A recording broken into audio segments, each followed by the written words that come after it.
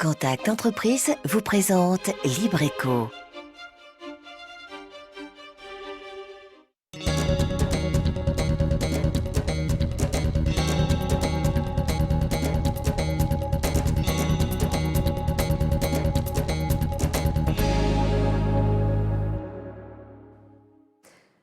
Bonsoir à tous, bienvenue dans Libreco. Comme chaque semaine, nous partons à la découverte d'une entreprise de Lille. Ce soir, nous parlons artisanat d'art avec le potier Charles Poterie. En Martinique, on compte plus de 11 000 entreprises artisanales. Ce secteur représente un potentiel d'emploi important et peut servir de vitrine culturelle à notre île. Pourtant, il traverse une période difficile, nous le verrons. Dans notre bon plan, nous irons chez le barbier, un métier devenu résolument branché après avoir quasiment disparu. Sans oublier notre chiffre sur l'économie martiniquaise. Allez, Libreco, c'est parti. Ils sont un peu plus de 400 à avoir choisi l'artisanat d'art comme métier en Martinique. Tous passionnés, ils travaillent avec leurs mains mais aussi avec leur cœur. C'est le cas de Charles Poterie qui a choisi de façonner la terre. Karen Couturier, François Brigitte et Gaël Dufief sont allés visiter son atelier. Dans les départements d'outre-mer, l'artisanat est l'un des principaux moteurs de l'activité économique locale. Des entreprises à taille humaine qui comptent généralement moins de 10 salariés et où le savoir-faire manuel est essentiel. En Martinique, on dénombre près de 11 000 entreprises artisanales qui rassemblent plus de 510 activités, parmi lesquelles la poterie. Une tradition ancrée dans l'histoire martiniquaise. Alors, d'où viennent ces objets? Par qui et comment ont-ils été imaginés, créés et façonnés?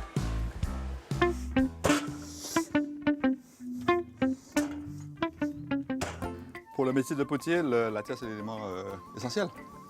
Et sans terre, on ne peut pas faire de poterie. C'est comme pour le bois, pour le menuisier ou pour les bénisseries aussi. Une terre, ou plutôt des dizaines de terres, importées de métropole à 70%.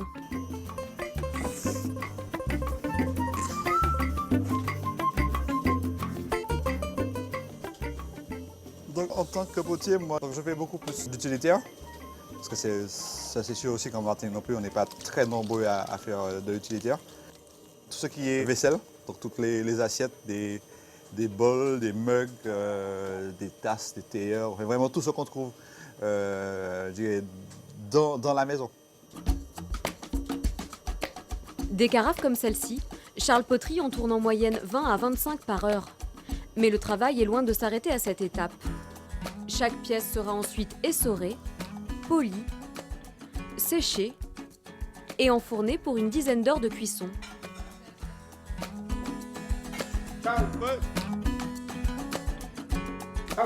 Voilà, donc, oui, voilà. Oui, voilà. Oui, mais nous là. Dans sa boutique, des dizaines et des dizaines d'objets. Du plus simple au plus élaboré, en passant par la traditionnelle et indémodable carafe en terre cuite, sa meilleure vente. Voilà, t'as des vases percés, non? Pas forcément percé, donc. Ça peut être bien. Ce qui fait la différence entre le travail de Charles et le travail des autres potiers, c'est l'amour qu'il donne à ses pièces. Ça, en regardant la pièce, on voit l'amour qu'il a donné, qu'il a transmis à sa pièce. La pièce, entre guillemets, elle est vivante. Mes clients sont des Martiniquais, des locaux, les gens qui habitent ici. Donc ils reviennent ici assez régulièrement. Une clientèle locale à 80% qui peut également effectuer des achats en ligne via un site internet créé il y a 2 ans dans une démarche de modernisation. Mon activité c'est ralenti, je veux dire, c'est un petit peu ralenti notamment l'année dernière. C'est un phénomène que je n'avais jamais connu les années précédentes. C'était une baisse de l'ordre de 30 à 35%. Ce qui est quand même considérable. Si peu d'études ont été menées quant à la santé financière de ce marché en Martinique, force est de constater que les artisans d'art sont confrontés à de graves incertitudes. Entre la concurrence des produits importés, des clients de plus en plus exigeants sur les prix et des budgets de plus en plus serrés, comment revaloriser ces métiers aux enjeux socio-économiques considérables? Charles Poterie, vous nous avez rejoint, bonsoir. Oui, bonsoir. Alors notre île compte 11 000 entreprises artisanales, c'est beaucoup, près d'un tiers des emplois de notre île. Pour beaucoup, l'artisanat est une véritable vocation. Est-ce que c'est votre cas? Je ne sais pas vraiment si c'est une vocation pour moi, mais tout au moins lorsque j'ai commencé, je ne pensais pas que que 20 ans plus tard, ou presque 25 ans plus tard, que je serai encore là à ce niveau-là. Qu'est-ce qui vous a motivé à choisir ce secteur d'activité? C'est plus un concours de circonstances. Je dirais que j'ai travaillé dans l'hôtellerie avant et après, donc, lorsqu'ils m'ont arrêté, donc c'était en mai 92. Et mon beau-père qui m'a toujours parlé de son activité de poterie. Donc le dimanche à table, je lui ai dit, mais, si tu veux, mais à partir de mardi, je vais avec toi. Et puis effectivement, j'étais avec lui le mardi, le mercredi, le jeudi, la semaine, et puis ça a continué jusqu'à aujourd'hui. Et puis donc, au fur et à mesure, je me suis formé avec lui. Et puis donc, j'ai acheté des livres, j'ai fait des stages, et puis voilà. Et puis vous avez été conquis par la passion. Alors l'artisanat est un secteur très varié qui concentre 250 métiers en Martinique. Près de la moitié des entreprises exercent dans le bâtiment, près de 30% dans les services, près de 18% dans la fabrication et seulement 5% dans l'alimentation. L'artisanat d'art ne représente qu'une toute petite part de ce marché. Pourtant, sur une île touristique, il pourrait servir de vitrine à notre savoir-faire, à notre culture.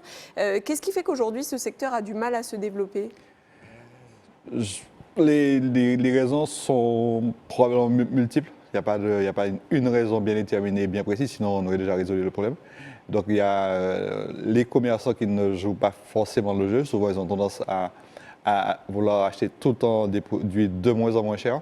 On a une concurrence qui vient de Chine, de Taïwan, de petit peu partout. Donc surtout à ces pays-là qui produisent avec des coûts salariaux qui sont super bas. Donc nous, on ne peut pas rivaliser avec eux. Donc la plupart des commerçants, ils pourront acheter ces produits-là pour proposer ça à la clientèle touristique. Et les clients aussi privilégient le moins cher? Il y a une partie des gens, effectivement, qui ils achètent moins cher, ils n'ont pas très regardant sur la qualité.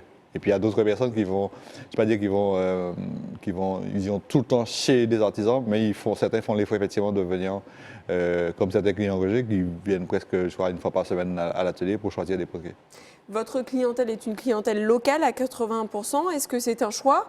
Est-ce que c'est un problème de communication ou une marque de désintérêt de la part des touristes pour les produits que vous proposez ou l'artisanat martiniquais en général? J'aurais tendance à dire aujourd'hui que c'est pas un choix. Je n'ai pas choisi effectivement de travailler uniquement qu'à 80% pour la clientèle locale et 20% pour les touristes. Moi, je vois simplement par rapport aux gens qui passent à l'atelier et puis entre ceux qui passent et les achats qu'ils font. Mais est-ce que vous pensez qu'aujourd'hui, les touristes, ça ne les intéresse pas ou qu'est-ce qui fait qu'ils ne viennent pas acheter? Donc, moi, j'ai probablement un problème de signalisation et puis être présent un petit peu partout. C'est un peu difficile pour moi d'être partout en même temps. Mais il y a aussi, je pense aussi qu'il y a un problème touristique qu'on a fait, ça fait quelques années, où on a choisi de faire venir des gens qui n'ont pas forcément un gros portefeuille, je dirais ça comme ça. Donc ces gens-là, ils n'achètent pas beaucoup la production locale. Comme 54,8% des entreprises artisanales, votre entreprise est une entreprise individuelle, cela veut dire que vous travaillez seul. Est-ce que c'est difficile ou est-ce que ça représente plutôt une grande liberté à vos yeux? C'est un peu des deux. La difficulté, c'est lorsque des fois j'ai une commande importante. Effectivement, je peux pas m'attaquer à tous les marchés, en sachant effectivement que je travaille tout seul.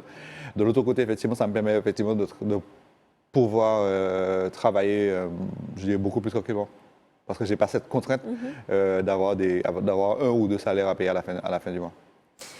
Pour justement lutter contre cette solitude des artisans, l'an dernier, un groupement d'artisans d'artisans d'art a vu le jour en Martinique. Ouais. Est-ce que c'est une nécessité dans votre métier de se regrouper, de s'associer?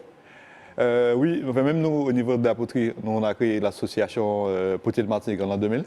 Donc on a travaillé un peu, mais comme la vie de toutes les associations, à un moment, ça marche bien. Certains potiers se sont arrêtés. Et donc, de ce fait, l'association a été plus ou moins mise en sommeil. Mais je pense effectivement que de toutes les manières, on ne peut pas travailler tout seul. On est sur une île, donc on a, notamment avec mes collègues potiers, on se voit assez régulièrement. Et puis si l'un d'entre nous a besoin d'un produit ou de la terre ou des fois de conseils ou de l'assistance, les autres peuvent répondre présent. Alors l'un des credos de ce groupement d'artisans d'art de Martinique est la constitution d'un label Made in Martinique qui permettrait de différencier les produits faits localement des produits d'importation. Est-ce qu'aujourd'hui, un tel label est nécessaire en Martinique ? Oui, ce serait vraiment une très bonne chose que ce label-là soit notamment reconnu par tout le monde, que ce soit et les décideurs au niveau politique, que ce soit les hôteliers, les restaurateurs et la clientèle locale aussi. Et pourquoi on a du mal à le mettre en place, ce label? La Chambre des métiers aussi a essayé, enfin, la Chambre proprement dite a essayé de créer ce label-là, ça doit remonter à peu près à 7-8 ans. Et là, on attend toujours effectivement qu'il y ait ce label-là. Le label n'a pas été, la publicité qui a été C'est faite. quoi? C'est un manque de volonté politique? C'est quoi? C'est un problème? Je constate simplement que moi j'ai reçu des documents effectivement disant pour être labellisé, il va falloir remplir un certain nombre de conditions. Et puis après, ça s'est pas fait. Voilà. C'est tout. Alors la concurrence des produits importés, souvent bon marché et peu identifiable comme tel, c'est-à-dire que souvent on vend des produits locaux et des produits importés sur un même étalage est une problématique majeure aujourd'hui pour les artisans. Comment est-ce que vous y faites face pour justement prouver la valeur ajoutée de votre produit par rapport à d'autres produits importés? Mais ça, on ne peut pas, enfin, moi je ne peux pas réellement empêcher à une marchande, par exemple, qui va au marché de Fort-de-France, d'acheter d'autres produits que la poterie fabriquée en Martinique. Ça, on ne peut pas faire autrement. Déjà, si elle achète déjà cette partie, même si elle représente peut-être 10% au niveau de ses ventes, et si elle fait déjà l'effort d'acheter ces produits-là, ben c'est déjà très bien. Mais nous, on ne pourra pas lutter avec la production qui vient de l'extérieur. Ben justement, la problématique du prix est importante dans votre secteur. Vous êtes en concurrence avec des produits, on l'a dit, qui sont beaucoup moins chers puisqu'ils proviennent de pays où le coût de la main-d'œuvre est beaucoup moins cher. Et aussi, des produits faits main sont forcément plus chers que des produits manufacturés. Comment est-ce que vous établissez vos tarifs pour qu'ils puissent rester attractifs et abordables? Ben, bon, c'est en fonction de la taille de la pièce, donc la quantité de terre que je vais mettre dessus, le temps d'exécution, le volume de la pièce, donc il va déterminer aussi. Donc plus la pièce elle est grosse, donc moins je pourrais mettre dans le four. Donc c'est tout cet ensemble de paramètres-là, effectivement, avec ça que je pourrais effectivement déterminer un coût de production et aussi un coût de Et vous produit essayez final. toujours de faire en sorte quand même que ça reste abordable. Une pièce comme ça, par exemple, combien est-ce que ça peut coûter? Il est à 35 €. Et c'est sûr que moi, si je pouvais vendre plus, j'allais essayer de baisser mes prix. Mais à un moment, on ne peut pas non plus... Brader la marchandise. C'est pas possible non plus à un moment. Il y a toujours une partie fait main qui doit toujours rester dedans. Charles Potery, vous travaillez la terre depuis 23 ans. Cette passion occupe toute votre vie, au point que vous en avez même changé de nom. On regarde votre portrait signé Karine Couturier.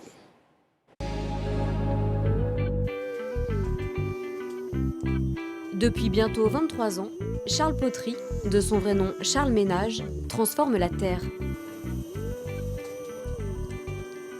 La première fois que j'étais dans un atelier de poterie, c'était l'atelier de mon beau-père. La première fois que je l'ai vu faire, c'était vraiment de la magie. Même si j'avais déjà plus de 25 ans, mais c'était... c'est comme si on met un enfant devant son plus beau jouet, quoi. C'est vraiment ça. Et puis, ne pas pouvoir toucher le jouet, ne pas pouvoir enfin, c'est un jouet désiré, mais ne pas pouvoir avoir accès à ce jouet-là. Je crois que c'est vraiment lui qui m'a transmis ce virus-là, si je peux dire. Enfin, c'est un bon virus, en tout cas, le virus de la poterie. Donc, au lieu de là, tu es presque en V, mais vraiment d'avoir un U. Ah, d'accord. Ah, donc, vraiment de modifier. Comme ça. Abaisse tes mains un peu plus, voilà, sans trop bloquer la terre. C'est ça, mais lâche-toi, lâche tes doigts. Ouvrant bien volontiers les portes de son atelier à ses visiteurs, Charles aime aussi transmettre son savoir-faire. La pièce, elle est ton premier coup. Mon métier représente toute ma vie. C'est vraiment le plus grand plaisir que j'ai, c'est de pouvoir partir d'une matière complètement sans forme et de donner forme, enfin, presque de donner vie. Enfin, un peu exagéré, mais c'est presque donner vie à cette matière-là. Aujourd'hui, je ne m'imagine pas, même s'il y a quand même des difficultés dans le métier, mais je n'imagine pas aujourd'hui faire un autre métier que le métier de potier. Alors Charles Potery, vous vous appelez en réalité Charles Ménage. Comment vous est venue cette idée de créer ce patronyme de poterie avec 2 T et Y? C'est plus l'enseigne de l'atelier. Et puis bon, plein de gens continuent de m'appeler Charles Potery, puis voilà, on est resté. Donc c'est rentré dans les Ouais, habitudes. genre Charles Poterie, les gens les connaissent. Ouais. On a vu dans le reportage qu'il y a une partie de créativité dans votre travail. Quelle différence peut-on faire entre un artisan d'art et un artiste à proprement parler? Je dirais que l'artisan d'art, c'est de l'artistique qu'il fait. Enfin, mais son truc de départ, c'est un artisan. Donc il a reçu un enseignement, donc c'est beaucoup plus, je dirais, beaucoup plus carré, même si effectivement on est dans le rond. Et l'artiste, pour moi, il ne sera pas dans la même démarche. De faire des pièces en petite série et régulièrement. D'accord, donc l'artiste va travailler plutôt sur des pièces uniques. Ouais. Même si Et pas forcément utilitaires, pas forcément des carafes, pas forcément des assiettes. Non, je ne pense pas, non. Et il vous arrive aussi, vous, de faire des pièces artistiques? Ah oui, des pièces qui sont différentes. Toutes mes pièces, elles ont un caractère artistique, mais c'est sûr que de temps en temps, je me lâche un petit peu et puis je fais des choses un peu différentes par rapport à tous les jours. Est-ce qu'il y a un style de poterie typiquement martiniquais? Je dirais que oui, parce que la carafe, notre carafe à eau, Oui. c'est vraiment Donc celle-ci, cette ouais. forme. Voilà, cette forme-là, c'est vraiment une forme qu'on retrouve uniquement en Martinique. Mhm. Et c'est la carafe qui est censée tenir l'eau au frais. Oui, elle tient l'eau au frais. Est-ce que ça marche? Mais ça marche toujours, oui. C'est les hommes qui ont changé, mais c'est toujours la même technique de tournage, c'est toujours les mêmes techniques de cuisson et de polissage aussi. Donc On connaît un peu son histoire à cette carafe, d'où elle vient, non? non, c'est pas vraiment. Non, c'est pas vraiment. C'est pas vraiment, non. Mais ça fait longtemps qu'elle est sur Qu'elle notre existe, île. ah oui. Ouais. Vous donnez aussi des cours, on l'a vu, pour transmettre un savoir-faire que vous avez vous-même reçu de votre beau-père. Est-ce que c'est en quelque sorte un devoir de l'artisan à un moment donné de transmettre? Je dirais que oui, mais en même temps aussi, des fois, on a besoin de transmettre, mais il faut trouver aussi des gens à qui transmettre. On ne peut pas non plus transmettre, mais forcer quelqu'un à accepter un enseignement s'il ne le veut pas. Est-ce que les jeunes aujourd'hui sont intéressés par la poterie en Martinique? Donc, sincèrement, je ne sais pas à quoi que je s'intéresse réellement aujourd'hui. Je ne sais pas s'il y a un métier artisanal sur lequel ils ont porté de l'attention. Oui, parce qu'on dit souvent que l'artisanat est un petit peu laissé de côté par les jeunes. Est-ce que vous confirmez cette tendance? Il y a deux choses. C'est sûr que les jeunes, effectivement, ne s'intéressent pas. Mais il y a aussi de l'autre côté, c'est des gens qui travaillent. Qu'on voit effectivement ces gens-là comme passe-temps. Ils viennent à l'atelier pour pouvoir apprendre à tourner. Mais pas seulement chez moi. Je connais des collègues aussi qui... Pour pouvoir faire ça à côté de leur activité pour eux-mêmes. Ouais. Mais ça, et pourtant, donc, je dis en même temps que ces gens qui travaillent, ils arrivent à dégager du temps pour pouvoir aller apprendre. Et puis il y a d'autres jeunes qui sont là, qui n'ont pas de métier, et puis ils ne s'intéressent pas. Donc par moment, j'ai un petit peu de mal à comprendre. Et qu'est-ce qui fait que l'artisanat n'intéresse pas les jeunes alors qu'il constitue une réserve d'emploi potentiellement assez importante? Je pense que probablement si on nous montrait, je ne vais pas parler de cette émission-là aujourd'hui, mais si nous-mêmes on nous voyait plus souvent à la télé et puis on parlait plus souvent de ce qui est produit localement, je pense que peut-être que les jeunes allaient s'intéresser plus à ça. D'accord, donc plus un problème de communication selon vous? Je pense, oui. Charles Poterie, reste avec nous. On se penche tout de suite sur un chiffre de l'économie martiniquaise. 1020 €, c'était la moyenne par habitant en Martinique en 2013 pour les dépenses totales brutes d'aide sociale, tout domaine confondu. C'est là un des enseignements s'agissant de la Martinique que nous donne l'Institut national des statistiques et des études économiques qui vient de publier l'ensemble de ces statistiques relatives à l'action sociale pour la France entière. On remarque que des écarts importants existent entre les différents départements. Ainsi, pour les dépenses totales brutes d'aide sociale toujours en 2013, les chiffres de l'INSEE montrent que la moyenne nationale est de 551 € par habitant. En métropole, les chiffres vont de 362 € par habitant en Haute-Savoie à 764 € en Seine-Saint-Denis. Pour les DOM, les chiffres sont beaucoup plus élevés. 1020 € en Martinique, 1041 € en Guadeloupe et 1081 € à La Réunion. En effet, assez logiquement, plus un département est pauvre, plus les chiffres d'aide sociale sont élevés. Les barbiers avaient presque disparu, voilà qu'ils redeviennent à la mode dans les milieux les plus branchés. Les barbiers, ou plutôt les barbeurs à l'américaine. Jordan Debreuil est allé dans un salon, c'est notre bon plan de la semaine.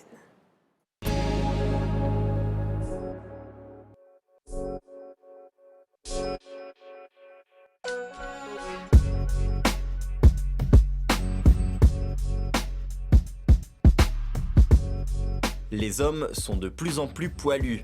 Véritable tendance ou ont-ils un poil dans la main pour se raser ? Pour certains, passer un coup de rasoir est vraiment barbant. De plus en plus de barbiers ouvrent sur l'île, comme chez So Fresh Barber. Un salon de barbier typiquement américain qui respecte la tradition pour prendre soin de soi, de ses cheveux et de sa barbe. J'ai eu envie aujourd'hui de changer un peu le mode de fonctionnement de la coiffure, passer sur un style un peu plus urbain, un peu plus américain, mais vraiment essayer de garder le côté puriste des barbershops américains. Un barbershop, contrairement à un salon de coiffure, pour moi en tout cas, c'est que chaque coiffeur ait sa propre identité et puisse inventer, créer avec sa vision, quoi. Partir dans des délires beaucoup plus importants comme la couleur sur la barbe, la couleur des cheveux, enfin, pour les hommes. Mais, parce que par rapport aux idées reçues, une couleur c'est fait uniquement pour couvrir les cheveux blancs. Chez les hommes, non, pas du tout. C'est-à-dire que ça peut créer une barbe, ça peut faire pas mal de choses.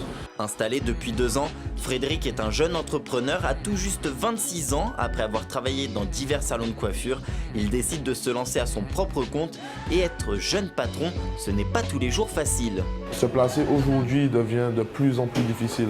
Et on n'est pas forcément aidé au niveau publicitaire.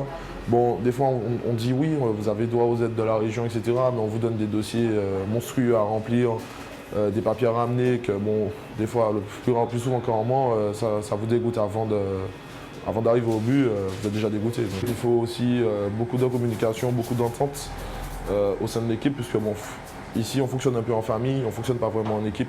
C'est-à-dire que chaque personne a ses problèmes, a ses plus, ses qualités, etc. Et bon, moi j'essaie de composer un petit peu avec tout. Avec l'aide notamment de l'équipe, puisque bon, à vrai dire, le salon n'aurait pas eu cette ampleur ou n'aurait pas fonctionné autant si je n'étais pas entouré d'une excellente équipe. Comme Frédéric, le salon est frais, jeune et dynamique. Les employés le sont aussi, certains sont en contrat d'alternance. Il donne sa chance aux plus jeunes, ce qui donne malgré tout une ambiance chaleureuse et familiale. Les clients ne sont pas vus comme tels, ils sont plutôt vus comme des amis. Ah oui, mais je suis satisfait, Joe, je lui fais confiance. C'est très bien. Lorsque j'arrive, je lui dis ce que je veux dans l'oreille, il comprend tout de suite et il sait quoi faire, quoi. C'est tout.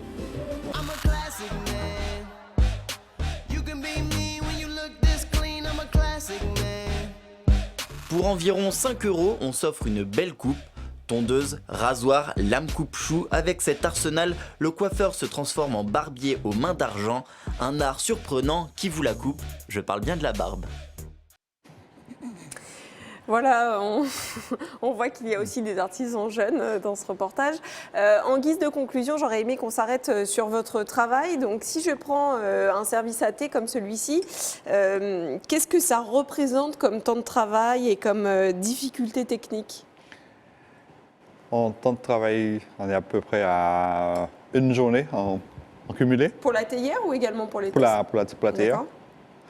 C'est quand même un ensemble. Donc le corps de la théière elle-même. Après, il faut ajouter le lance, il faut tourner le bec, il faut ajouter le tout. Et donc là aussi, donc là c'est une théière. Donc dans la théière, j'ai rajouté du sable de la montagne pelée. Et après, c'est surtout la manière. D'accord, c'est ce qui donne cet aspect un petit peu avec les petits points noirs. Oui. Ouais, avec ces petits points noirs. Donc ça, c'est toujours l'oxyde de fer qui est présent dans le sable. Donc c'est la partie cuisson qui va faire ressortir ces petits points noirs-là dans un émail blanc.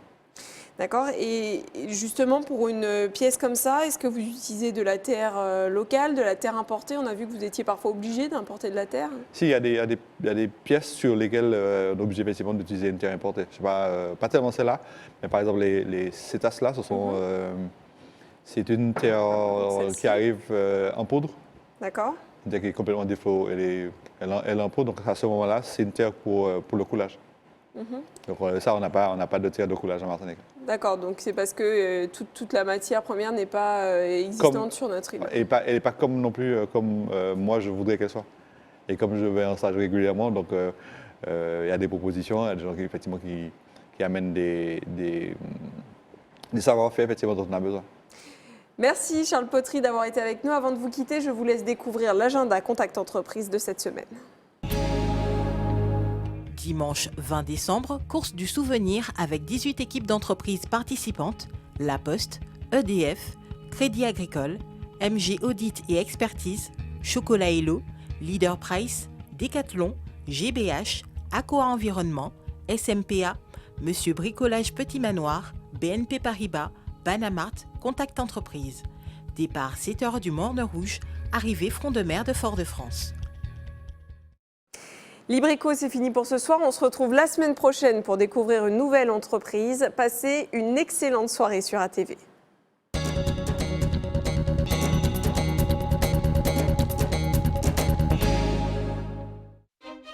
Contact Entreprise vous a présenté Libreco.